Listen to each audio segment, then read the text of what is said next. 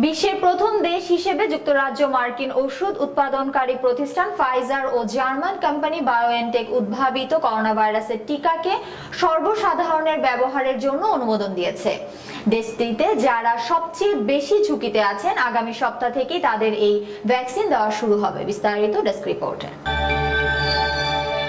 নভেম্বরের মাঝামাঝি সময়ে ফাইজার ও বায়োএনটেক প্রাথমিক তথ্য প্রকাশ করে জানায় তাদের ভ্যাকসিনটি কোভিড-19 থেকে 90% সুরক্ষা দেয় আর এর কোনো পার্শ্ব প্রতিক্রিয়াও নেই।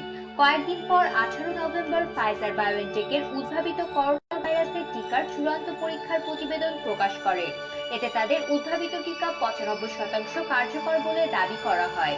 টিকাটির অনুমোদন দেওয়ার পর যুক্তরাজ্যের ঔষধ ও স্বাস্থ্যসেবা পণ্যের নিয়ন্ত্রক সংস্থা NHR বলেছে এটি নিরাপদ।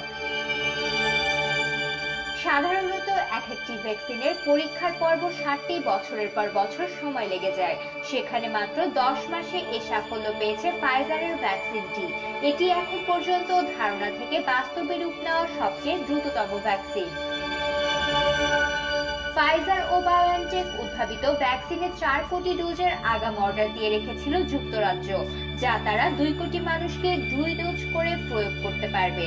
এই বছর শেষ হওয়ার আগেই তারা 1 কোটি ডোজ পাবে বলে আশা করছে। অগ্রাধিকার ভিত্তিতে কয়েকদিনের মধ্যে ভ্যাকসিনটির প্রয়োগ শুরু করবে যুক্তরাজ্য। ফাইজারের উদ্ভাবিত ভ্যাকসিনটির একটি অগ্রগতি পরীক্ষার প্রাপ্ত তথ্য বিশ্লেষণে দেখা গেছে 65 বছরের চেয়ে বেশি বয়সীদের ক্ষেত্রে এটি 94% কার্যকর।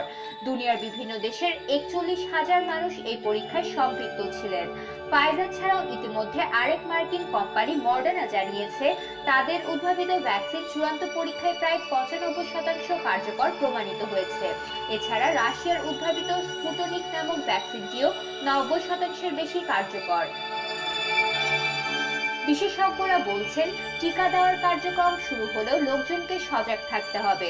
করোনার বিস্তার রোধে প্রয়োজনীয় বিধিনিষেধগুলো মেনে চলতে হবে, অর্থাৎ সামাজিক দূরত্ব বজায় রাখা ও ফেস মাস্ক ব্যবহারের মতো বিষয়গুলোর চর্চা অব্যাহত রাখতে হবে। এছাড়া করোনা পরীক্ষা করানো এবং শনাক্ত ব্যক্তিদের আইসোলেশনে রাখার বিষয়টি মেনে চলতে হবে। ডেস্ক রিপোর্ট, বিশ্ব বাংলা 24।